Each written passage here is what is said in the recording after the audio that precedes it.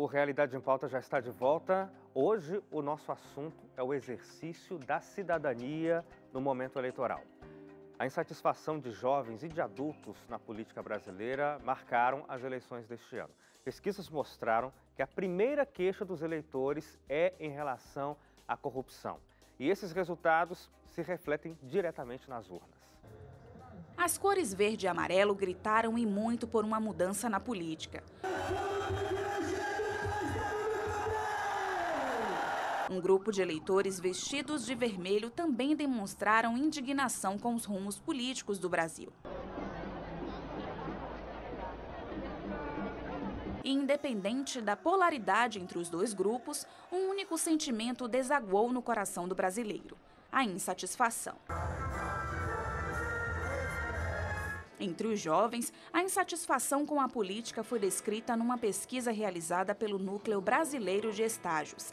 Ele identificou que para 26,23%, ou 8.217 votantes jovens, a melhor expressão que representa o Brasil é a seguinte: sinônimo de corrupção.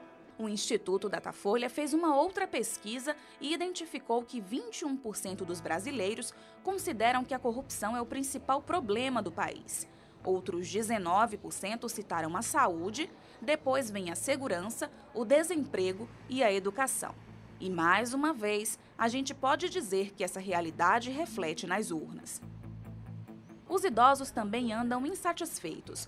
O levantamento feito pelo Tribunal Superior Eleitoral mostra que até julho deste ano, mais de 12 milhões e 28 mil idosos com idade acima dos 70 anos estavam no Cadastro Nacional de Eleitores. No mesmo período do ano passado, o número era de cerca de 115 mil a menos. Mas se os idosos estão votando mais, a insatisfação passa a ser demonstrada com uma vontade ainda maior de fazer a diferença através do voto.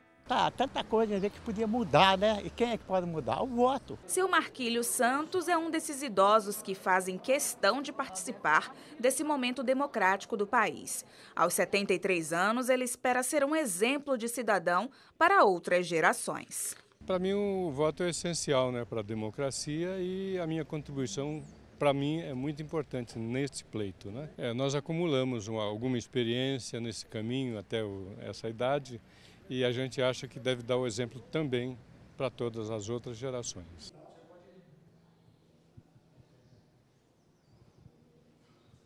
E aí, a sensação é de dever cumprido? A sensação é sempre de dever cumprido, graças a Deus. Aqueles com mais de 70 anos não estão muito nesse ambiente virtual, mas eles têm como contribuir quando, por exemplo, eles podem trazer aquilo que eles vivenciaram no passado, como era e por que eles ainda hoje se importam com a política. O diálogo intergeracional é fundamental para que se possa constituir não só o desejo de uma participação cidadã e ativa, mas também de maneira crítica. Hoje, muitos jovens participam e têm uma atividade política, mas não necessariamente, por exemplo, ligada aos partidos políticos. A política está para muito além dos partidos ou da própria política institucional. Ela pode ser feita na universidade, ela pode ser feita no seu bairro, ela pode ser feita na igreja. Então, assim, a dimensão da vida política pode chamar a atenção e trazer os indivíduos, os grupos, para dentro, né, da sua participação, não necessariamente de forma institucionalizada. Apesar de a obrigatoriedade do voto ser estabelecida em lei, o especialista em direito eleitoral explica que o eleitor tem outras alternativas. De uns tempos para cá também, né, a gente discute isso do ponto de vista da sociologia. Uma das possibilidades é o eleitor simplesmente não votar. Se a gente for olhar bem em detalhe, na prática, o voto acaba sendo facultativo, porque se eu não for, o máximo que vai acontecer comigo é justificar ou pagar uma multa de um valor bastante pequeno. Ao mesmo tempo em que você tem o engajamento de jovens e adultos, você tem também um afastamento. Agora, o que nós todos brasileiros temos que levar em consideração é que o exercício da política e da democracia não depende apenas das instituições formais, não depende apenas da eleição. A eleição é uma festa cívica, onde se consagra os vencedores que são escolhidos. Agora, a democracia ela deve ser exercida dentro de casa com a família, no relacionamento com os amigos, na escola, na sala de aula entre professores e alunos. Muitas vezes o Brasil tem as instituições funcionando, mas nos falta uma alma democrática. Então, formalmente nós vivemos numa democracia, num Estado democrático de direito, mas muitas vezes os nossos desejos ou aquilo que nós queremos tem um quê de autoritarismo e de muito mandonismo. Então isso tem que ser cotidianamente combatido com uma prática democrática. É inegável o sentimento de insatisfação que paira entre os brasileiros. Jovens ou idosos, obrigados a votar ou não, os eleitores clamam por uma política mais inclusiva, menos desigual e que priorize o bem-estar coletivo e não os privilégios individuais. E é na urna que o brasileiro tem a esperança de um futuro melhor. Aqui no estúdio eu continuo a conversa com o Vinícius do Vale, ele é mestre e é doutor em ciência política. Vinícius, eu tinha perguntado para você, deixamos para esse bloco, porque você falava sobre a importância da educação política. Como é que se chega à educação política? Isso está nas escolas?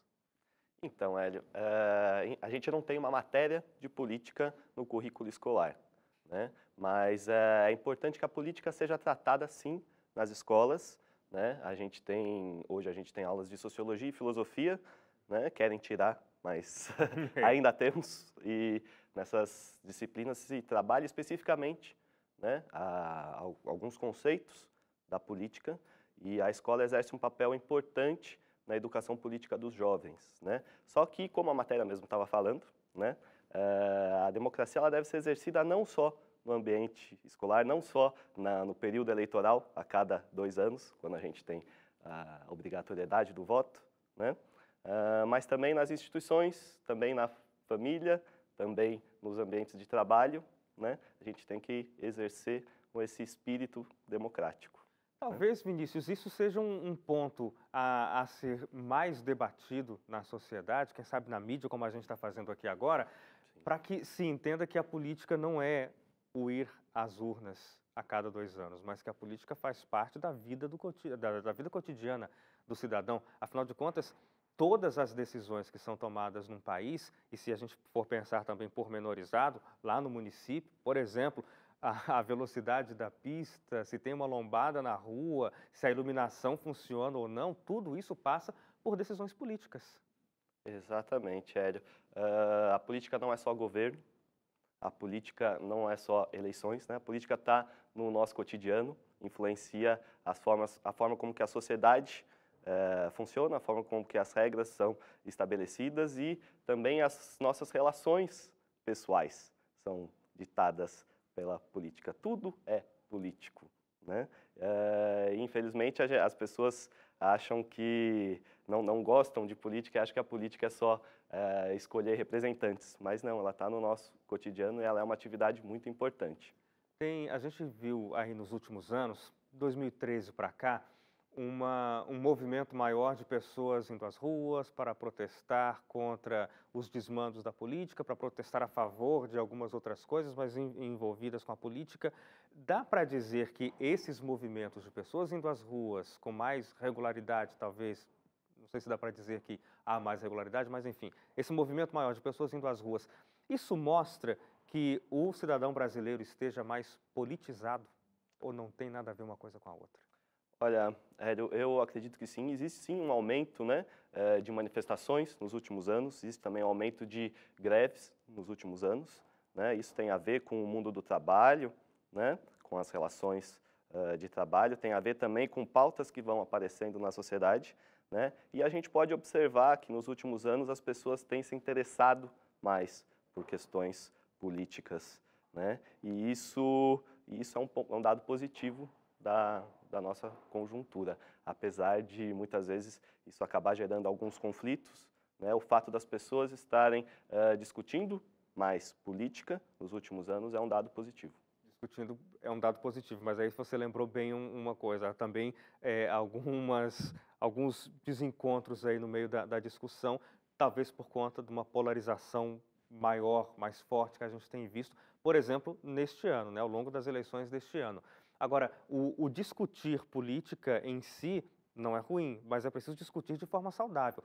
como fazer isso? Como fazer a discussão política no ambiente em que a pessoa se encontra, seja na família, na escola, na faculdade, no trabalho, na comunidade, mas sem que essa discussão seja agressiva, seja rude, seja negativa.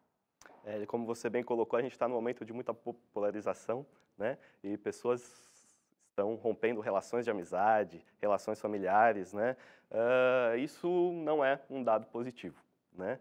Mas as pessoas deveriam exercitar mais a tolerância com quem pensa diferente, mas também, ao mesmo tempo, as pessoas deveriam ter um patamar mínimo de civilidade nessas discussões. Certas posições que desrespeitam direitos humanos, que desrespeitam a existência de outras pessoas, né, elas não são saudáveis ao ambiente público, né, e elas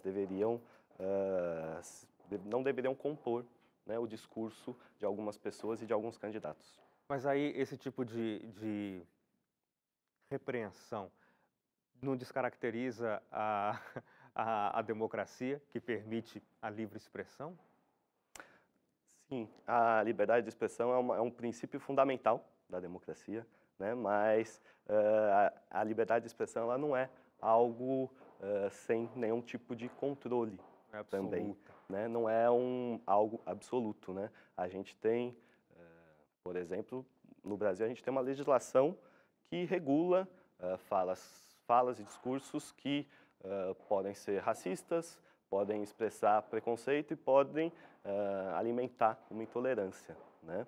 Inclusive episódios de violência, né? O discurso ele antecede práticas de violência. O discurso violento ele fomenta atitudes violentas. Então a gente precisa também ter uma certa regulação, né, do que pode ou não pode ser falado, né, no ambiente público, né? A gente não pode tolerar a intolerância.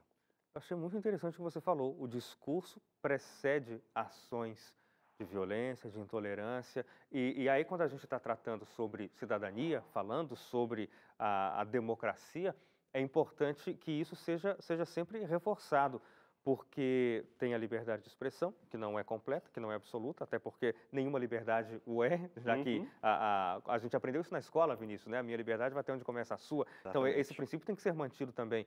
Mas aí é importante se ressaltar a importância da tolerância, do respeito, mas esse tipo de ação, quando se vem de ícones políticos, se torna mais difícil de ser controlado quando chega à base do cidadão, não é?